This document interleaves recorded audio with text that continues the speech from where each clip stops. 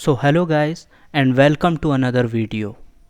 और आज के वीडियो में हम बात करने वाले हैं national security law of Hong Kong के बारे में, जो कि कम्युनिस्ट पार्टी ऑफ चाइना ने पास किया है 1 जुलाई को नए सिक्योरिटी लॉ के तौर पे हांगकांग के लिए। सबसे पहले बात कर लेते हैं कि ये लॉ कहता क्या है। तो ये लॉ क्रिमिनलाइज करता है सेसेशन, सबवर्जन, टेररिज्म और कॉल्यूजन को चाइना में हांगकांग के अंदर। तो अब जिन लोगों को इनमें से कुछ कीवर्ड समझ में नहीं आया, उन लोगों के लिए मैं आगे कीवर्ड्स को एक्सप्लेन करता हूँ एक एक करके। तो सबसे पहला कीवर्ड इस डेफिनेशन के अंदर है ससेशन। तो सबसे पहले मैं बता दूँ ससेशन क्या होता है। तो ससेशन को हिंदी में अलगाववाद कहते हैं। अलगाववाद मतलब ये प्रोसेस वो होता है जब कोई कोई हिस्सा एक कंट्री का अपने आप को अलग करना चाहता है किसी दूसरे हिस्से से। तो मान लो एक माइनॉरिटी है, वो अपने आप को मेजॉरिटी से अलग करना चाहती है, तो उस प्रोसेस को ससेशन कहते हैं। अब अगला पॉइंट निकल के आता है सबवर्जन और टेररिज्म। तो अब इसमें टेररिज्म को समझाने की तो कोई ज़्यादा ज़रूरत है नहीं, बट अब मैं सबवर्जन समझाता हूँ। सबवर्जन किसे कहते हैं? तो सबवर्जन कहते हैं पॉलिटिक मीन्स में किसी अटेम्प्ट को जो कि गवर्नमेंट को वीक करे या गवर्नमेंट को रिमूव करने की कोशिश कर रहा हो अंदर ही अंदर, उसको सबवर्जन कहते हैं। तो अब अगला पॉइंट है कॉल्यूजन। अब कॉल्यूजन को वैसे तो ज़्यादातर समझाने की ज़रूरत नहीं है, क्योंकि ये एक इंग्लिश का टर्म है जिसे सांठगांठ कहते हैं, मतलब किसी दूसरे से सांठगांठ करना। पर इस टर्म में, इस लॉ के टर्म में, इसका मतलब है तुम किसी भी बाहर की कंट्री से सांठगांठ करते हो या किसी भी बाहर के ऐसा एक्सटर्नल फोर्स से जो कि वहाँ की गवर्नमेंट के लिए खतरा हो सकता है, उसे सांठगांठ में इन्होंने काउंट किया है, कॉल्यूजन में काउंट किया। ये तो बात हो गई उस लॉ के कीवर्ड्स के बारे में, जो कि बेसिकली साफ इशारा करते हैं वहाँ की कम्युनिस्ट पार्टी की तरफ, जो कि अपना राज चलाना चाहती है, अपनी सीट को बचाना चाहती है। तो अब आगे बात करते हैं कि उन्होंने क्या प्रोविज़न्स रखे हैं इस लॉ को लेकर।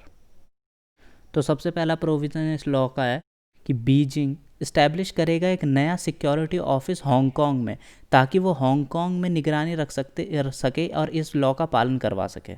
तो अब आते हैं सेकंड प्रोविज़न पे इस लॉ के, कि अगर वहाँ के प्रोटेस्ट के टाइम पे या किसी भी टाइप पे या कोई भी आदमी डैमेज करता है वहाँ के पब्लिक ट्रांसपोर्ट को या किसी भी पब्लिक सर्विस को, तो वो लोग इसको टेररिज्म में काउंट करेंगे और लाइफ इम्प्रिजनमेंट मिल सकता है इस एक्ट को लेकर। अब बात करते हैं हमारे थर्ड पॉइंट की, जो कहता है कि हांगकांग को स्टैब्लिश करना पड़ेगा अपना नेशनल सिक्योरिटी कमीशन इस लॉ को प्रॉपरली फॉलो करवाने के लिए, और जो पनिशमेंट है, जो लोग इसको ब्रेक करेंगे उसको पनिशमेंट प्रोवाइड करने के लिए एक कमीशन बिठाई जाएगी हांगकांग के अंदर। अब बात करते हैं फोर्थ प्रोविज़न के बारे में।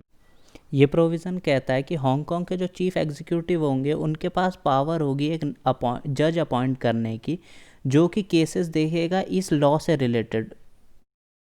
तो ये बात हो गई इस लॉ के की प्रोविज़न्स के बारे में। अब देख लेते हैं कि इसके ऊपर हांगकांग के जो लोकल पीपल्स हैं उनका क्या रिएक्शन रहा। I just find that it is not fair to Hong Kong not following all the basic law and common law of Hong Kong.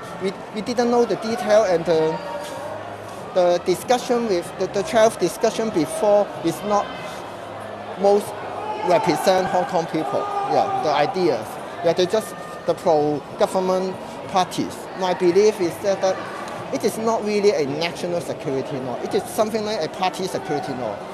Yeah, you do anything anti the CCP, then you are violating the law. 真係好開心，我哋真係中國人個個都好開心。點解？因為咧，今日咧，我哋中國咧已經通過咗港區國安法，咁咧會令到嗰啲咧反中亂港啊、做特務啊嗰啲人咧就可以大膽啲講係走投無路。即係好少會咁樣樣嘅，不過都大陸就都合乎國情嘅喺大陸，但係香港你好似完全冇一個諮詢就去通過一條法例，其實係比反送中嘅時候嗰條惡法更加離譜。其實我哋而家香港人冇得驚㗎啦，因為當你諗起1年前咁多學生或者出嚟抗爭嘅受傷嘅受傷，要坐監嘅坐監，如果我哋比起佢哋，其實係微不足道。तो ये थे reaction वहाँ के कुछ local peoples के, जो दिखाता है कि मेजॉरिटी ऑफ पीपल ना खुश हैं इस लॉ से को लेकर हांगकांग में, क्योंकि ये उनके स्पीच और एक्सप्रेशन के राइट को ब्रेक करता है। अब मेजॉरिटी ऑफ लोगों ने, जब ये लॉ पास हुआ तो इसके खिलाफ प्रोटेस्ट भी वहाँ पर किया, जिसके बाद पुलिस ने उनको अरेस्ट किया अंडर दिस लॉ। तो इस लॉ के पास होने के बाद इंटरनेशनल कम्युनिटी ने भी काफ़ी अच्छा खासा कंसर्न दिखाया है इस सिचुएशन को लेकर, जिसमें सबसे पहले है ऑस्ट्रेलिया, और ऑस्ट्रेलिया के साथ 20 ऐसी कंट्रीज़ और ज्वाइन हुई हैं जो कि इस लॉ को अपोज करती हैं और कहती हैं कि ये वहाँ के कॉमन पीपल के स्पीच और एक्सप्रेशन के जो राइट है उसको ब्रेक करती है। तो इसी सिचुएशन को लेके टोक्यो गवर्नमेंट ने चाइना की लेजिस्लेचर को रिग्रेटेबल कहा है।